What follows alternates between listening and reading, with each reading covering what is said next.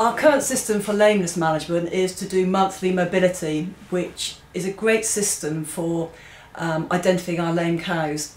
But the big advantage of the isobotic system is it provides on a daily basis cows which have freshly become lame, and hence it allows us to follow our protocol and treat our lame cows within 24 hours.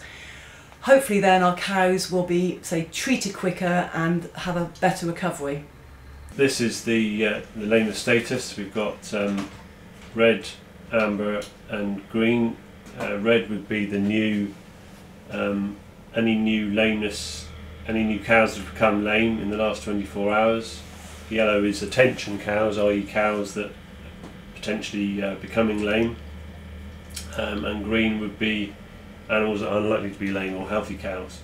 Once a day we review the lameness alerts, and any ones which have been identified as red we review, get them diverted using the automatic segregation, and the stockman would then look at the cows to establish what lameness and what treatment needs to be seen. Our current system of doing mobility scoring means a cow has to be quite lame and be observed on the time she walks past for 10 seconds in front of the cowman to observe that she's being lame. On the isobotic system, there could be more subtle lameness which can be seen over a period of time, and the system identifies, and therefore a cow which doesn't demonstrate lameness that well will hopefully, and has been picked up by the system, and therefore is treated earlier than she would have otherwise been. The cows we picked out are flagged up on our system either as amber or as red. So Steve would pick those out. On first walk round, most of them, one or two of them had obvious lameness problems. We could see what they were. Some of them didn't, they weren't too obviously lame. So we then looked at them with thermal imaging cameras, pinpointed a foot, for example, that there was a problem with, brought them in, got them into the crush, picked them up, and on closer examination, several of them we found there was an issue. There were certainly two that we couldn't visibly see any issue.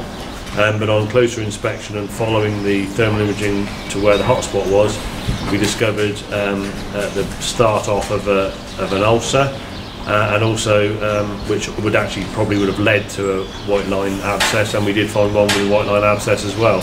So we wouldn't have seen those had we not had the thermal imaging cameras. The monitor picked it out, and to look at it, nothing wrong with it, but look at it a little bit deeper, there was a white line abscess on it, which are rectified by blocking it, and which, you know, by the naked eye you couldn't really see it. You couldn't really see the white line abscess on it, whereas the thermal imaging camera actually picked it out. The cow alert will pick out a lame cow.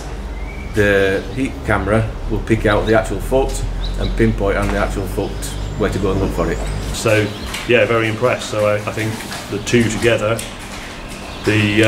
our lameness alerts alerting the fact that cow is lame, then with the added advantage to be able to go in and pinpoint where the actual problem is, I think is very useful, very good.